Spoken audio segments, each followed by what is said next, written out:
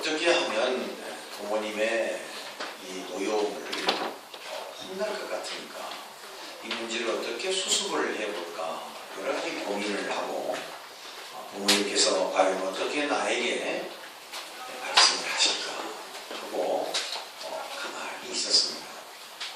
그런데 부모님께서 의외로 아이를 부르시더니 굉장히 너그럽고 따뜻하고 사랑스럽게 아이의 이름을 부르면서 얼마나 고생이 많았느냐, 너 얼마나 힘들었느냐, 엄마 아빠가 네 마음을 다 알고 있으니까 용서해 주겠다. 앞으로 다시는 그런 일을 해서는 안 된다.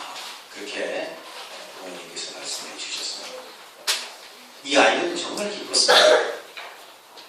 여러분, 이 아이의 심정은 어떻겠습니까? 그래서 부모님께서 심부름을 시키면 기쁨으로 갈 수 있는 그런 상황이었습니다. 평상시에는 심부름 시키면 못 간다고 얘기하고 짜증낼 만한 그런 이유임에도 불구하고 이 아이는 기쁨으로 즐겁게 뛰어갔습니다. 그것은 부모님께서 아주 혼을 낼 줄 알고 야단을 치실 줄 알고 있었던데 그 야단 치려고 하시는 부모님의 그 마음이 아이에게 사랑으로 다가서자 아이는 모든 것이 기뻤습니다. 그리고 어떤 일을, 어떤 심부름을 시켜도 그 아이는 기쁨으로 해낼 수 있었다고 하는 겁니다. 여러분, 오늘 우리도 마찬가지입니다. 여러분, 기독교를 우리가 구원의 종교라 또 내세의 종교라 그렇게 말합니다. 그런데 우리의 삶을 보면, 우리 신앙을 살펴보면 마치 우리와는 전혀 딴판인 마치 고행을 하고 살아가는 그런 돌을 닦는 사람처럼 신앙생활을 하는 사람이 있다는 것입니다. 무슨 얘기냐면 교회 출석하는 일, 오늘도 보면 체육대회보다 더 중요한 것은 지금 예배를 드리는 거거든요. 그렇죠? 체육대회는 부차적인 것이고 성도의 교제를 이루는 것이고 먼저는 하나님 앞에 예배를 드리는 거예요. 교회 출석해서 예배 드리는 거, 하나님 앞에 기도 드리는 거, 하나님 앞에 감사하고 예물을 드리는 거 다 중요합니다. 전도하는 거 다 중요합니다. 그런데 살다 보면 교회 안 가면, 신앙생활하면서 감사하지 않으면, 전도하지 않으면, 봉사하지 않으면 모든 일에 우리는 기독교적 윤리조항을 만들고 기독교적 윤리조항에 부합하지 않은, 즉 그것을 내가 원만하게 해결하지 않으면 이것이 굉장히 자기를 압박하고 자기를 굴레로 씌워버리는 이런 모습으로 우리가 신앙생활하는 경우들이 많다는 겁니다. 여러분은 어떻습니까? 예. 여러분은 어떠시냐? 예. 오늘 우리가 나 오늘 기도해야 되는데 기도를 나는 너무 못했어. 하나님 말씀을 읽어야 되는데 오늘 내가 이번 주 돌아보니까 말씀을 너무 못 읽었어. 하나님 앞에 감사해야 되는데 그런 조건들이 내게 없어서인지 나는 아직 그런 형편이 안 되는가 봐. 여러 가지 신앙적 모든 그 일련의 일들이 중요한 것은 분명합니다. 신앙생활 잘하는 거, 감사생활 잘하는 거, 봉사생활 잘하는 거, 전도생활 잘하는 건 분명히 중요합니다. 그러나 우리 주님은 그것에 얽매여서 그것이 압박이 되고 굴레가 되어서 살아가도록 우리 주님은 그렇게 말씀하지 않았다는 겁니다. 기독교는 결코 고행의 종교가 아닙니다. 돌을 닦는 종교가 아닙니다. 무슨 말씀이냐? 앞에 말씀드린 것처럼 아이가 부모님 앞에 혼날 일을 했는데 그 혼날 줄 알고 부모님한테 갔더니 부모님이 용서를 해주시는 거예요. 용서 이상의, 기대 이상의 아이를 사랑하는 마음을 보여주신 거예요. 그러면 그 아이는 그 어떤 것을 해도 기쁨이 있는 거예요. 무슨 얘기냐면 우리가 신앙생활하는데 기도생활, 말씀 중심, 봉사생활, 헌신, 충성, 감사생활 중요한 덕목이고 중요한 조항들이지만 그러나 그것보다 그 어떤 것보다 가장 먼저 앞서야 할 것은 복음입니다. 복음. 내가 예수님 때문에 내가 죄사함 얻고 구원함을 얻었다는 이 기쁨이 먼저 선행이 돼야 돼요. 이 기쁨이 없으니까 봉사가 힘드는 거예요. 고행이 되는 거예요. 나를 사슬로 매이는 거예요. 굴레를 씌우는 거예요. 내가 예수님 때문에 구원받고 나를 위해서 예수님이 십자가 위에서 죽으셔서 나를 영원히 살 수 있는 영생을 얻었다라고 우리가 안다면 부모님이 무슨 심부름을 시켜도 기쁨으로 노래를 부르면서 갈 수 있는 거예요. 그렇지 않아요? 평상시에는 그 아이가 야, 뭐 좀 어디 좀 다녀와라. 못 가요. 가기 싫어요. 안 가요. 엄마가 가요. 그랬던 아이도 엄마한테 정말로 혼날 일을 했는데 엄마가 아주 상상 밖의 너그러움으로 용서하면 야, 엄마가 나를 용서해 줬구나. 아이고, 난 정말 좋다. 아이고, 감사하지. 그리고 어떻게 해요? 그것이 기쁨을 할 수 있는 거예요. 우리 신앙도 마찬가지예요. 여러분, 기도 생활이 힘들다고, 신앙 생활이 힘들다고, 우리가 어떤 삶의 속에서, 우리 영역 속에서 신앙 생활이 마치 굴레처럼 우리를 얽어매서는 결코 안 된다는 거예요. 안 된다는 거예요. 항상 전제가 되어야 할 것은 뭐예요? 복음이 있어요. 그래서 우리가 하나님을 만나야 되는 거예요. 예수님을 만나야 되는 거예요. 그래야 신앙생활이 힘이 있고 기쁨이 있는 거예요. 예수님이 나를 위해서 십자가에 위해서 희생하시고 나를 위해서 죽으셨다는데 우리가 그것을 생각하면 무엇을 못하겠어요? 기도 감사하지요. 나를 위해서 죽으셨을 뿐만 아니라 예수님 이름으로 기도하면 다 들어주신다는데, 다 응답해 주신다는데, 응답이 될 때까지 기도하면 쉬지 말고 기도하라 그랬으니 쉬지 말고 기도했는데 하나님께서 응답해 주신다고 하니 얼마나 감사합니까? 그렇게 기도하는 거예요. 봉사하는 것 마찬가지예요. 나를 위해서 십자가를 위해서 말로 할 수 없는 고난을 당하신 주님, 그 주님 생각하면 내가 어떤 일이든지 못하겠습니다. 오늘 바울 사도는 그런 고백을 하고 있습니다. 여러분, 신앙생활하면서 혹시라도 모든 다 조항들이 중요합니다. 기도생활, 말씀생활, 헌금생활, 봉사생활, 선교생활 다 중요합니다. 그 중요한 부분들을 여러분, 우리 주님이 나를 위해서 죽으신 이 놀라운 복음적 사건을 내 앞에 놓고 그것 때문에 감격과 감사와 감동으로 내가 그 일을 행한다면 우리에게는 기쁨이요, 우리에게는 복이요, 우리에게는 주님께는 영광이 되는 줄로 믿습니다. 그래야지 내가 예수님을 만나고 하나님을 만나서 기쁨이 있고 그 기쁨을 통하여서 봉사하게 되고 내가 선교 전도하게 되고 내가 충성하게 될 때 기쁨이 있고 희망이 있고 거기에 역사가 나타나는 거지. 마치 고행을 하는 종교처럼 아이고, 기도 안 해서 어떻게 하나, 야, 봉사 안 해서 어떻게 하나. 교회 봉사하는 일도 그래요. 내가 하나님 만나고 예수님 만나서 기쁨으로 해야 그것이 정말로 하나님이 받으시고 기뻐하시고. 똑같이 청소를 해도 왜 우리 교회는 화장실 청소를 나만 하라고 그러냐. 아이고, 화장실도 좀 제대로 정조준을 해가지고 말이야 청소를 하기 쉽게 해야지. 여기저기 흘려놓고 말이야, 아이고, 이걸 뭐 우리 집에서도 안 하는 건데 내가 여기 교회까지 와서 이런 청소를 해야 되나, 이런 생각하면 은혜가 안 돼. 짜증나요. 그러지 않아요? 무슨 내가 우리 집에서도 안 하는데 무슨 화장실 청소를 하라고 해. 그러나 하나님을 만나고 예수님을 만난 사람은 똑같은 일인데, 하나님 감사합니다. 교회는 주님의 몸이라고 했는데 주님의 몸의 한 부분을 제가 청소하네요. 주님 감사해요. 내가 살아생전에 내 손으로 이렇게 청소할 수 있다는 것이 얼마나 감사한 일인지요. 주님, 제가 건강히 허락한다면 주님의 몸된 교회를 위해서 청소하고 또 청소해야죠. 주님, 저에게 시키실 일이 있다면 더 할 수 있도록 힘주시고 능력을 주시옵소서. 우리의 삶이 항상 우리 신앙의 모든 조건이 중요하지만 그것보다 더 중요한 것은 먼저 복음이 앞서야 됩니다. 복음이 앞서야 됩니다. 내가 예수님을 인격적으로 만나야 되는 거예요. 그렇지 않으면 불평이고 원망이요. 기쁨이 없어요. 기쁨이 없어요. 그냥 고행하는 종교처럼 굴레에 씌워져가지고 아이고, 오늘 또 교회 가야 되나, 무슨 도살장에 끌려가는 수처럼 무슨 멋짐승처럼 아이고, 오늘 교회 가기 싫은데 어떻게 가나. 내 마음에 하나님의 은혜가 정말 내 마음에 예수님을 만난 경험이 있다면 우리는 모든 일을 기쁨을 할 수 있습니다. 오늘 여러분 행사도 마찬가지고 우리 모두가 그렇습니다. 귀찮게 제일근사 해가지고 30분 땡겨가지고 교회를 빨리 오라고 했고, 그러나 예수님을 만난 기쁨이 우리에게 있다면 그것도 감사한 거예요.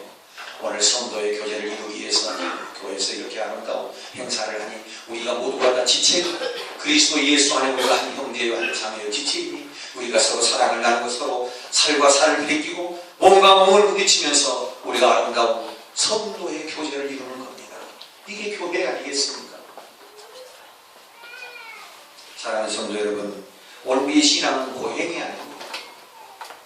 우리가 자칫 잘못한 것이 하나 있다면 기독교는 미래의 종교라, 즉 내세의 종교라 그래가지고 현실을 조금 무시하는 경향이 있어요. 기독교. 그게 참 잘못된 부분입니다. 성경을 잘못 해석하는 겁니다. 하나님은 항상 현실 속에서 우리를 만나주세요.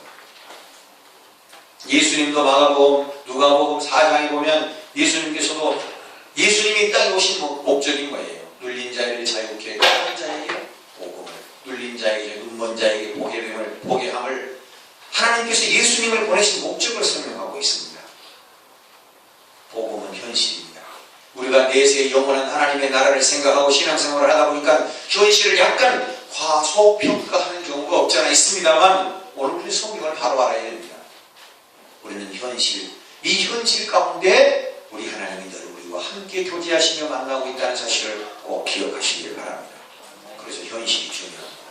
그래서 오늘 우리는 매일매일 삶이 그냥 아이고 나는 죽으면 천국 가니 그것이 아니라 오늘 이 땅에 사는 순간순간마다 문제가 있을 때마다 어려움이 있을 때마다 예수님 앞에 기도하면서 예수님 오늘도 제가요 이렇게 살았어요.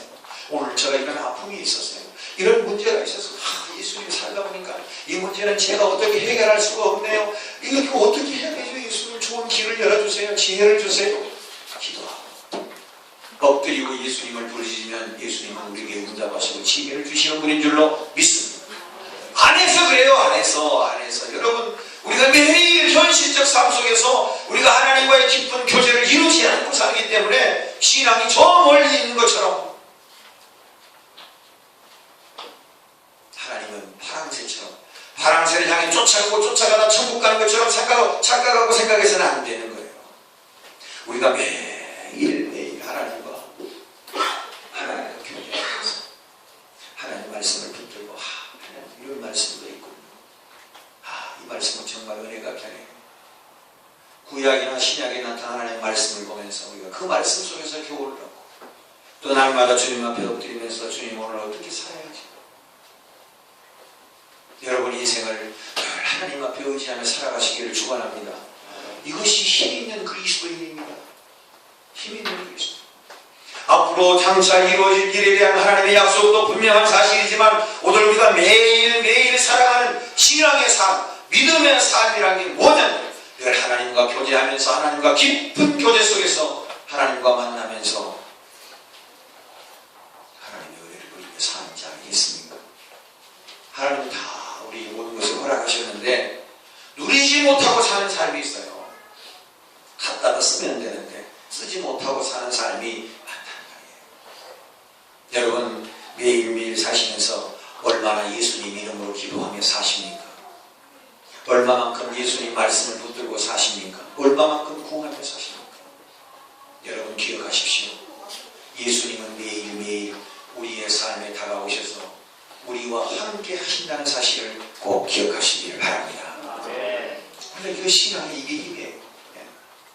하나님이 멀리 계시는 게 아니라고. 그래서 여러분 입술에서 매일매일 간증이 터져나왔으면 좋겠어요. 목사님 제가 이렇게 기도했어요. 어떻게 할 수가 없었어요. 목사님 제가 기도했더니 하나님께서 이렇게 응답을 하셨는데요. 얼마나 감사한지 몰라요. 그런 간증이 다 여러분 입에서 나와야 돼요. 죽어서 천국 말할 분명한 사실이지만 오늘 현실의 삶에도 하나님은 우리를 향하여 은혜를 베푸시는 분인 것을 믿으시기를 바랍니다. 여러분 오늘 바울 사도는 제가 간단하게 말씀드리면 2차 전도 여행을 출발해서 이제 예루살렘이라고 하는 성으로 옮겨가는 중에 있습니다. 그런데 예루살렘으로 가는 도중에 예배소를 거칩니다. 그리고 그 예배소에서 장로들을 부르고 교인들을 불러서 바울 사도가 지금까지 살아온 인생, 앞으로 살아갈 인생에 대해서 설명하고 있습니다. 여러분, 우리가 우리 현실의 삶의 태도를 어떻게 가지느냐에 따라서 우리의 삶의 방향이 달라집니다. 무슨 얘기인지 아세요?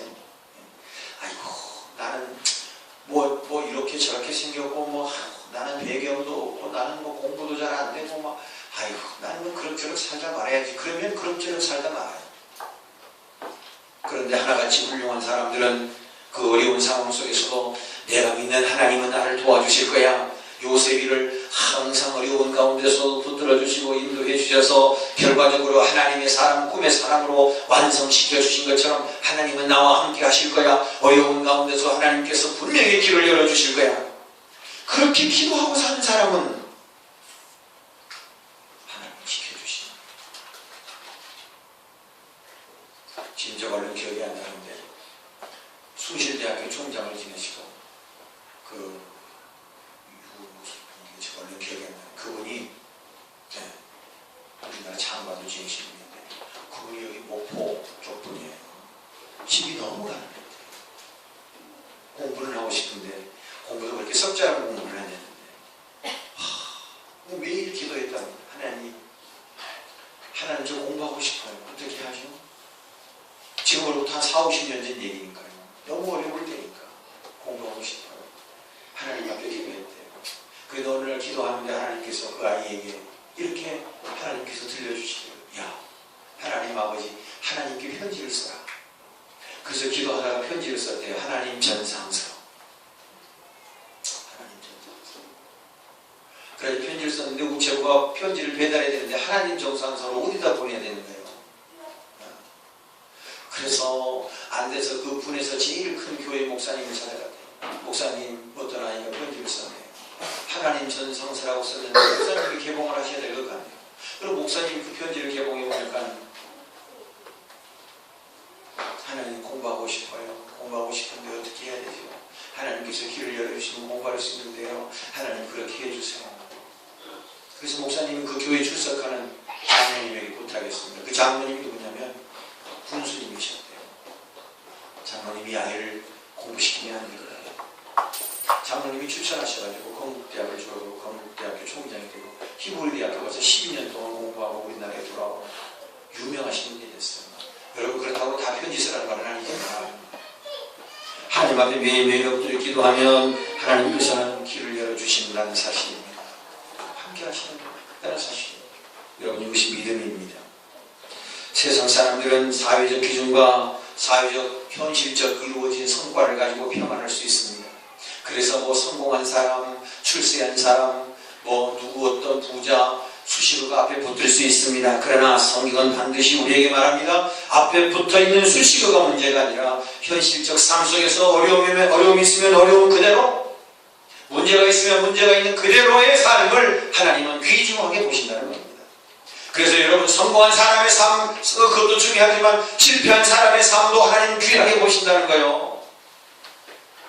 그래서 우리가 용기와 참, 용기를 가지고 좌절 앞에서 절대 일어서야 되는 거예요. 하나님은 오늘 우리 현실의 삶, 그 삶을 귀하게 보신다는 사실. 바울 사도는 내가 그렇게 생각했습니다. 그래서 이제 에베소 교회들을 불러놓고 그렇게 설교합니다. 여러분, 나를 보십시오. 내가 어떻게 살았습니까? 5가지로 얘기해요. 첫째, 여러분, 나는 참고 살았습니다. 왜 참고 살았을까요? 왜 참고 살았을까요? 예수님 때문에. 따라합시다. 나도. 따라하세요. 나도 예수님처럼 예수님 때문에 참고 살겠습니다. 옆 사람에게 시작. 뭔 말인지 잘 모르는가 봐요. 나도 예수님 때문에 참고 살겠습니다. 시작. 앞뒤로. 절대 못 참고 사는 사람 몇 사람이네. 바울 사도는 참고 살았어요. 참고. 여러분, 참고 사시기 바랍니다. 네.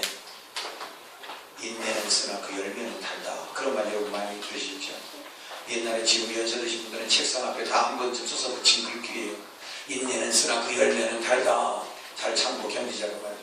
바울 사도는 그렇게 참고 살았어요. 오늘 성경에 보니까 40에 하나 감한매를 5번이나 맞고 태창에 맞고 죽도록 맞아가지고 실신을 당하고 그래도 그는 예수님 때문에 참고 살았습니다.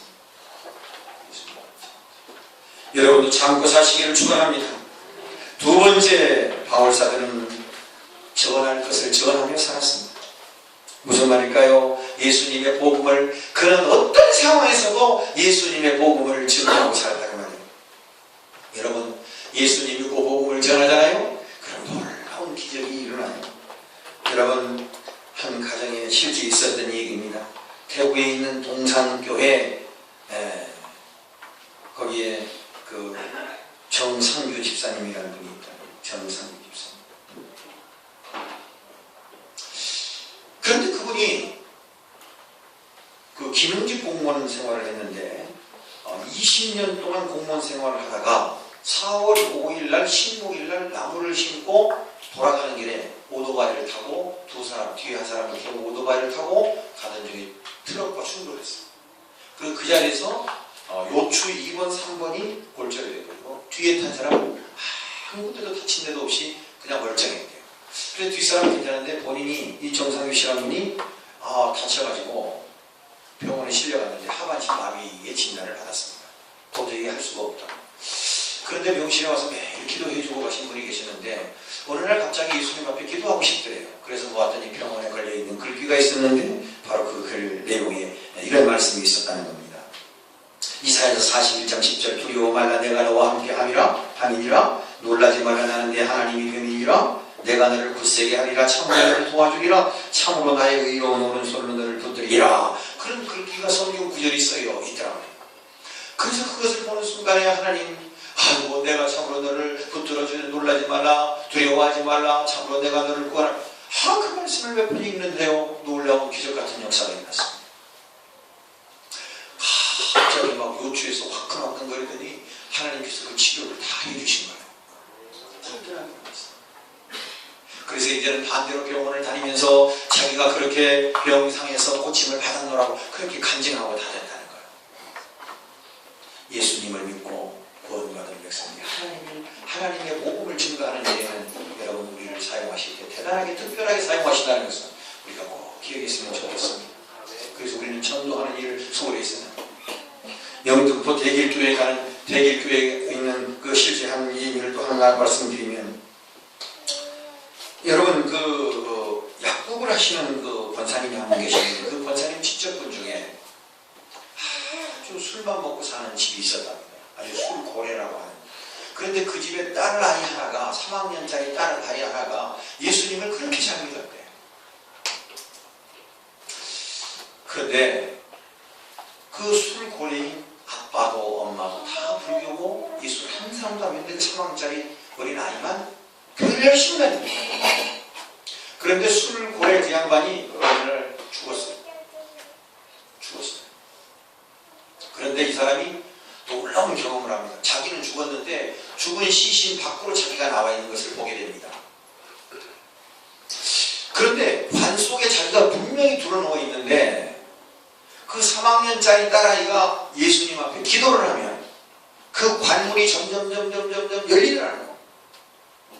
그리고 자세히 봤더니 저쪽에 검은 옷을 입은 사람들이 그 관을 자꾸 끌고 가려고 하는데 이 딸아이가 엎드려서 기도만 하면 관이 그쪽으로 가다가 다시 이쪽으로 오고 문이 점점 열리더래요.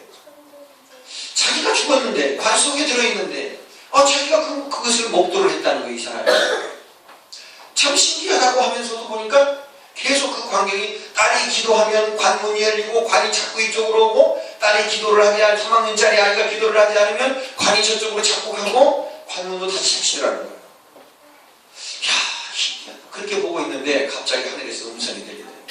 야, 사랑하는 그 어린 딸이 기도하는데 너 불쌍해서 네 딸의 기도를 듣고 내가 1년만 더 살게 해주겠다.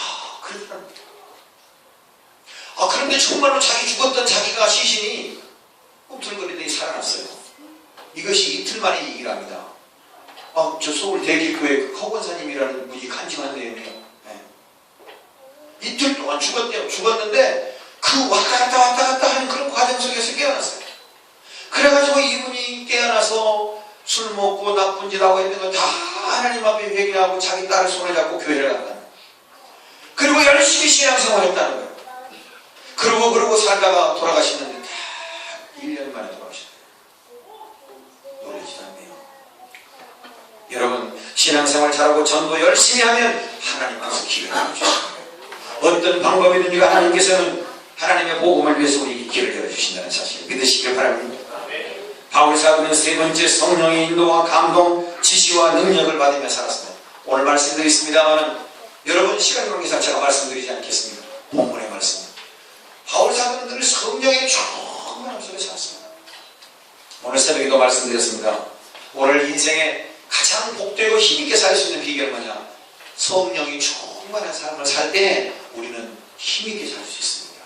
어떤 유혹도 물리칠 수 있습니다. 하나님의 사람으로 온전하게 살 수 있습니다. 아멘이시죠. 그래서 다윗은 우리가 또 찬송가도 있습니다만은 무언 찬송에 있으면 주의 성령을 내게서 거두지 마옵소서 그랬어요. 구약 성경에 나의 성신, 나에게 주신 하나님의 성신을 거두지 마옵소서 그랬어요. 사랑하는 성도 여러분, 우리가 신앙생활하는 거 어떨 때는 기도 열심히 하고 어떨 때는 전도도 열심히 하고 봉사도 열심히 하고 감사도 열심히 하고 그럴 때 있지. 어떨 때는 깊은 나락으로 떨어져서 힘들고 어려우니까 신앙도 내팽개치고 기도도 내팽개치고 우리의 신앙이 그렇게 아주 깊은 나락으로 떨어질 때가 없잖아요. 있을 수 있지 않습니까? 여러분, 그것을 방지하기 위해서 우리가 늘 성령의 충만함을 입어야 되는 줄로 믿습니다. 시험에 들지 않도록 권면하시는 예수님의 말씀을 보거나 늘 성령의 충만. 술 취하지 마라 이는 방탕한 것이니 성령의 충만함을 입으라. 시대를 분별하여 선한 싸움을 싸우라. 성령의 충만함을 입으라고 말씀하고 있습니다. 신앙생활을 가장 힘있게 능력있게 할 수 있는 사람, 성령의 충만함을 입은 사람.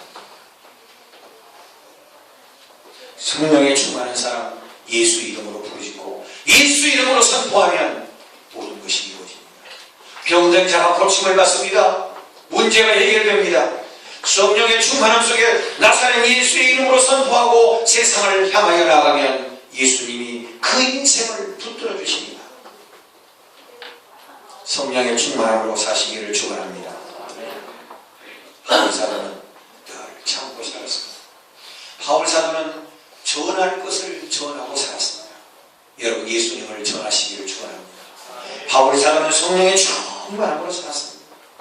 그리하여 그는 그에게 주신 사명을 충실히 성실히 감당할 수 있었다는 사실입니다. D.L. 모니도 그렇습니다. 요한 웨슬레도 그렇습니다. 존 켈빈도 그렇습니다. 어떤 시대적 상황 속에서 하나님이 들어 사용했던 사람들, 그 사람들은 성령을 충만한 사람들이었습니다. 오늘 이 시대 속에서 주님과 동행하며 주님이 사용하는 사람들이기를 원하십니까? 성령의 충만함을 입으시기를 바랍니다. 성령의 충만함은 기도할 때 임하십니다. 말씀과 더불어 세상을 살아갈 때 임하십니다. 열심히 뜨겁게 찬송 부를 때 성령이 임하십니다. 하나님 앞에 간절한 마음으로 예배드릴 때 성령이 임하십니다. 성령의 충만함을 입으시기를 축원합니다. 오직 성령이 각 성에서 내게 증거하여 결박과 환난이 나를 기다린다 하시나 나의 달려갈 길과 주 예수께 받은 사명과 하나님의 은혜의 복음 증거하는 일을 마치게 하면 나의 생명을 조금 더 귀한 것으로 여기지 아니하노. 왜 그랬을까요? 요한복음 11장에 나를 믿는 자는 죽어도 살겠고 죽어도 살겠고 죽어도 살겠고 복음을 위하여 내가 죽으면 주님이 다시 나를 살려주신다는 확신이 그에게 있었기 때문에 누가 나를 죽여도 하나님이 다시 나를 살리면 누가 나를 죽여도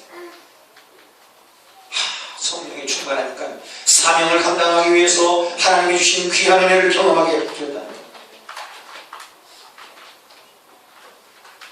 여러분, 복음을 위하여 죽을 준비가 되어 있는 사람, 바울 사도의 삶이었습니다.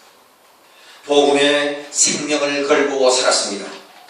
복음의 주인은 예수 그리스도이십니다. 그분이 우리의 모든 삶을 이끌어 가시는 분이신 것을 믿으시길 바랍니다. 다섯 번째, 바울 사도는 주면서 살았습니다. 바울 사도는 정말 정말로 귀감이 갑니다. 천막 텐트를 만드는 일을 해가면서 복음을 증거했습니다. 그리고 늘 주기를 좋아했습니다. 누구든지 만나면 늘 주기를 좋아했습니다. 자기도 어려운데 늘 주는 삶을 살았습니다. 안 주는 사람은 끝까지 안 줘요. 여러분, 돈이 많다고 좋은 일을 많이 하는 것은 아니더라고요. 부자가 좋은 일을 하는 것은 또 아니더라고요. 물론 그런 분도 계시지만 없어도 여러분, 우리가 매스컴을 통해서 보지 않습니까? 시장 길 모퉁이에서 젓갈을 팔고 시장 그 모퉁이 한켠에서 남들이 알아주지 않는 그런 모습으로 세상을 살아가시지만 그런 분들이 얼마나 귀하고 복된 일을 많이 하시는지, 학교의 장학금으로도 엄청난 돈을 쾌히 내놓으시고 말이죠. 지역사회를 위해서도 그렇게 하시고 좋은 일을 위해서 얼마나 귀하게 쓰임받는 사람들이 많은지 모르고 부자라고 해서 좋은 일을 다 하는 것만은 아닙니다. 바울 사도는 주는 삶을 살았습니다. 오늘 말씀을 정리합니다. 신앙생활 힘있게 하는 방법, 우리가 현실 속에서 하나님을 만나고 예수 이름으로 부르짖고 늘 하나님과 동행하는 삶이 우리에게 중요하다. 교회 봉사하는 일, 예배드리는 일, 기도생활, 말씀생활, 어떠한 일도 우리를 굴리시거나 압박시키기 위해서 우리에게 주신 말씀이 아니라 그 모든 것이 중요하지만 먼저 선행되어야 할 것은 내가 예수님을 만나고 예수님의 은혜를 경험한 뒤에 그 모든 일은 부차적인 거랍니다. 그래서 그 모든 일을 행할 때 교회 봉사나 우리가 어떤 생활하든 간에 기도생활, 말씀생활, 예배생활도 마찬가지로 기쁨으로 하는 기쁨으로. 오늘 여러분 예배도 기쁨으로 드시기 바랍니다. 신앙생활은 기쁨으로 해야 돼요. 주님 우리에게 압박을 주고 굴레를 씌우려고 우리에게 그렇게 말씀하시는 것이 아니라는 거예요. 여러분, 몸이 건조한 신앙생활이 왜 그런 줄 아십니까? 내가 예수님을 못 만나서, 내가 예수 그리스도 때문에 다시 살았다는 이 구원의 확신, 이 감동이 내게 없을 때 모든 것이 불평스럽고 혼란스러울 수 있어요. 또 다른 나를 뒤집어 세우는 심으는 굴레가 될 수 있어요. 압박이 될 수 있어요. 기독교는 고행의 종교가 아니에요. 돌을 닦는 종교가 아니란 말이에요. 구원의 확신으로 기쁨을 누리며 사시기를 축원합니다. 바울 사도가 가졌던 것처럼 은혜로 사는 인생, 바울은 모든 것을 참고 살았습니다. 예수님 때문에. 바울은 어떤 상황 속에서도 예수 그리스도의 복음을 증거했습니다. 감옥에서도 복음을 증거했습니다. 길거리에서도 복음을 증거했습니다. 예수님을 늘 전했습니다. 누구든지 어떤 상황에서도 그런 복음을 전했습니다. 그는 늘 복음을 위해서, 주인 사명을 위해서 성령 충만한 삶을 살았습니다. 여러분, 성령 충만한 기도할 때 임합니다. 기도생활 열심히 하십시오. 성령의 충만함이 임할 것입니다. 모든 예배에 다 참석하십시오. 예배 가운데 하나님께서 성령을 부어주실 겁니다. 말씀을 붙들고 늘 말씀 안에 살기를 원하시는 여러분에게 성령이 임하실 겁니다.